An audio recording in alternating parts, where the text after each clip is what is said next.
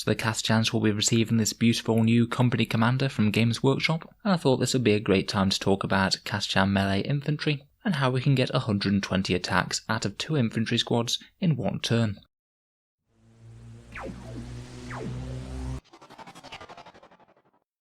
Hello and welcome back to Auspex Tactics, the strategy focused 40k channel, where we're all about getting the most out of our miniatures on the tabletop. So this guy is the new and exclusive miniature from Games Workshop that they've just mentioned in a recent Warhammer community article that I'll link down in the description below. Basically this guy is a one-off limited run model run, and interestingly enough it's how Games Workshop are going to be helping support their independent stockers just a little bit by posting out an unknown quantity of these guys to their stores and allowing them to sell them, and any profit that they keep is 100% theirs to keep. So it's just a little bit of a bone that Games Workshop are throwing them, probably to help them keep on going through the lockdown. So far they haven't said how many they'll be posting out to the stores, exactly when it might happen, or how much this excellent miniature will cost to the customer. But I do think that this is really quite a nice move by Games Workshop, and it also means that we have a lovely new miniature to talk about. This guy seems to be very much in the similar vein to that female Catachan miniature, the one with the bolter and the bionic leg that's used as a store exclusive miniature. This guy just looks like a reimagining of what Catachan could be in the current edition of Warhammer 40k with some new and updated sculpts. He's quite clearly a hard-as-nails officer, directing his army of muscle-bound Rambos to storm the enemy positions, and he packs a mighty power fist for when the going gets tough. I quite like that they've included a little bit of Deathworld scenery on his base. There's that leafy bit to the left, and he's also got a small little vicious-looking plant by his left foot. Overall, I think he's a really nice miniature. I'm sure he'll be relatively expensive for just one character model as he is a new sculpt, but I don't think that's going to stop a lot of people buying him, and there's a little bit of extra incentive there for supporting your local stores. Seeing as we know we're getting this new miniature, I thought it would be a good time to talk a little bit about Catachan melee tactics in general, which was a video I was thinking about doing for quite a while anyway. This guy fits right in. As a company commander with a power fist, he's certainly a viable option for a competitive Catachan melee build. So Catachan melee infantry have been a reasonably strong force on the 40k tabletop for a while now. They went through a period where they were absolutely at the apex of the meta, providing an incredibly durable blob of melee infantry who have enough mighty strength 4 attacks to basically smash any sort of infantry to death that they can get their hands on. I think that this has waned a little bit compared with previously, partly due to Space Marines and the extra AP that they get on all their guns, so they're not quite as meta-stomping as they were before, but I think they still are one of the strongest ways that we can build a guard army. The core of the list revolves around infantry squads, somewhere between 6 and 18 of them. You could have 18 infantry squads filling out 3 battalions, for a massive 180 guardsmen, who are really quite dangerous to light infantry, both in terms of mass las fire and also with their strength 4 melee attacks from brutal strength. Typically for the core of the army, I'd usually just give the sergeants bolters, and that's my standard loadout, as I think it significantly increases the firepower of the squad without really sacrificing too many points and making them less durable point for point. The other main options I'd consider would be to consider taking a power sword, as it can increase their melee prowess against armoured targets, though I wouldn't typically take power fists on squad sergeants. They just don't have as many attacks and their poor weapon skill lets them down. You can also throw in some special weapons, my favourites being the grenade launcher and the plasma gun, both of which are weapons that add a decent amount of firepower to the squad for their points, and are absolutely happy moving forward getting in the range of the opponents, so are fairly likely to be used. I'd really like flamers to be more efficient with this, but I just don't think that they add very much to the unit, just because they're so short range, and when they are in range their damage output is mediocre. I'd rather just have more bodies with las guns and punchy fists, so I'd not personally bother with flamers on the squads even though they're quite iconic. To lead this infantry force, I'd want to be taking Ironhand Strachan, who forms a big part of the strategy. Not only is he fighty and fairly tough as guard commanders go, he provides you with orders, but mainly he gives that aura of +1 attack to nearby squads within 6 inches of him. You combine that with a Minister and Priest, which I'd typically take 2 of them, and it means that if you can get a unit within Strachan and the Priest's aura, then every single guardsman will be hitting with 3 strength 4 attacks. You basically have your standard 4-point Catachans hitting just as hard as intercessors, if maybe a tiny bit less accurately. It's just an insane amount of fightiness, and really not something that the majority of enemy light infantry can ever hope to stand against. To further flesh out your leadership options, I'd certainly take some company and platoon commanders, such as this very nice new one with the power fist. Company and platoon commanders are great for Catachans as they give +1 leadership, meaning that they don't really need commissars and things, and it helps to keep more of them on the table.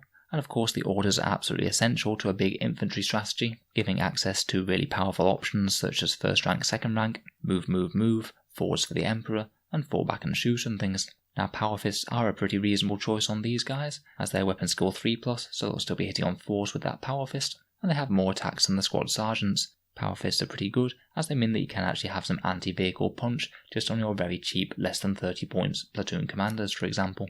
You can take some other support alongside with the blob, such as Astropaths for -1 to hit or +1 to the save of your troops, and also ignoring cover with their guns. And Commissar Yarrick isn't a bad shout either. It will help out a little bit more with leadership, but he also gives you reroll 1s to hit and in melee. He's got a semi-reasonable fighty profile in himself as well with that Power Claw, so he certainly has some good synergy with Catachan melee.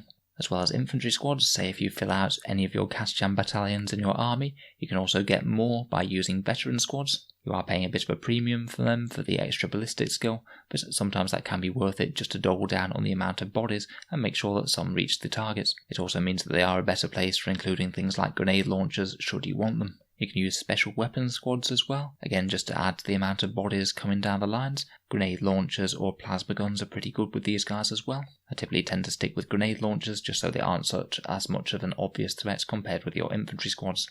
Finally, Bullgryns can also be a very decent part of a melee strategy. They can benefit from the extra attacks from priests and give you another very durable, tough unit that can hit hard in melee.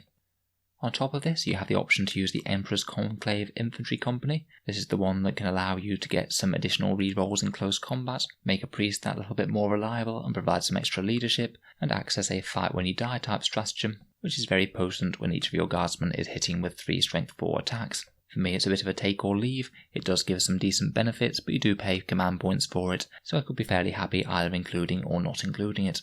In game, you want to be operating a lot of the infantry squads fairly close together. I know they will take up a fair amount of board space if you have a ton of them, but you really want them to be primarily clustering around your priests and Strachan to access a fair bit of efficiency. When deploying, they obviously want to be fairly far forward so they can threaten to get in close combat with the enemy, and force the opponent to stay well back from them if they don't want to be hit by a million strength 4 attacks. If your enemy has snipers around, then particularly keeping Strachan and the priest safe is really important. A lot of the efficiency will drop off if you lose Strachan, so I'd make that a priority as you move up, and certainly think about using ruins and cover to keep both your infantry squads and the officers and characters safe, as they can freely waltz in and out of them.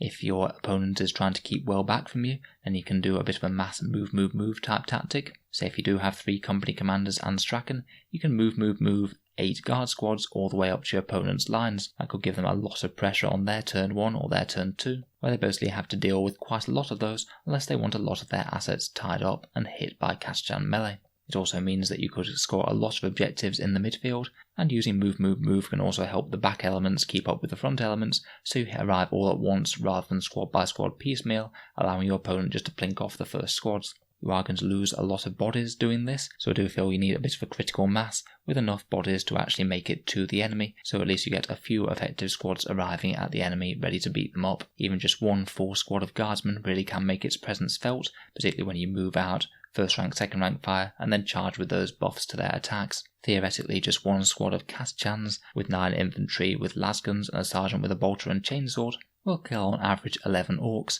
if they're within Strachan and the priest buffs, and they get first rank, second rank fire. So you really do have the potential for just 1 squad to kill around double their points cost in just 1 turn if you have the buffs available. You can access some very high efficiency by blobbing squads up. This is by using the Consolidate Squad stratagem to put 2 infantry squads together to make a big 20-man infantry squad. This can be great for using things like the Astropath buffs, -1 to hit and +1 to save, so you've got a big very durable unit right at the start. It can mean that they're a lot more immune to Overwatch, mean that even if you did lose 10 models, then the other 10 are pretty much guaranteed to make it in. They can be good for stratagems such as Take Cover or Vengeance Vacadia if you're fighting Chaos. But there is one tactic that I'm particularly fond of with them, which can be how you get 120 attacks out of a couple of infantry squads. Basically, if your opponent does have their own assault elements, they'll often kill an infantry squad, then consolidate into another one to tie it up and stop it having as much freedom of action. In your turn, you then move Strachan up and the priest up, both of whom are within 6 inches of that squad now, so they'll be getting 3 attacks each. You then move up another Catachan infantry squad, so it can be within unit coherency of that first squad, and you use Consolidate Squads to put them together, so you now have 20 guardsmen in combat with whatever units tied up the first squad. Then you have Strachan issue the order Fix Bayonets in the shooting phase for that unit, meaning that your enormous 20-man unit of guard will get a free attack in close combat in the shooting phase, and because you're within Strachan and the priest, you get 60 attacks, 3 attacks per guardsman at 20 guardsmen, and even a couple more for any chainsaws that you might have on the sergeants. So that's 60 strength 4 hits, already enough to put 5 wounds on your standard space marines. And then of course when you get to the fight phase, you'll also be able to nominate this squad to fight first unless your opponent decides to interrupt, meaning that you can just do it all over again for another 60 attacks in close combat, and by this time you've got potentially 120 attacks out of 2 40-point guard squads and a couple of buffing characters standing behind them. This will stack a few wounds on basically any target, no matter how tough it is. It's very funny when you punch some vehicles to death with raw Catachan strength, as I have managed with this a couple of times in the past. In terms of the wider context of the army, Catachan melee lists like this pair very well with screening guard tanks, as it puts your opponent in a bit of a difficult situation. Typically they'll want to rush guard tanks and try and get in combat with them and tie them up, but it means if they go for this early in the game, it means that you get to charge them with a whole bunch of Catachan melee, and this typically isn't going to be something that they want. So either it means that you get easy charges with your Catachans, or they stay well away from your tanks all game, so you don't have to worry about them being tied up, and they can just sit around happily shooting. It can also pair very well with melee character allies, such as Blood Angels or other Space Marine Smash Captains, or say Custody Shield Captains, both of which I've used with them in the past. Basically having a massive blob of durable and very scary melee infantry that are good against hordes just pairs really well with them, as it means that you can keep them screened as they move up the board, and you can have them jump out to delete key threats with their scary melee potential, while the Catachans handle any chaff troops that are about.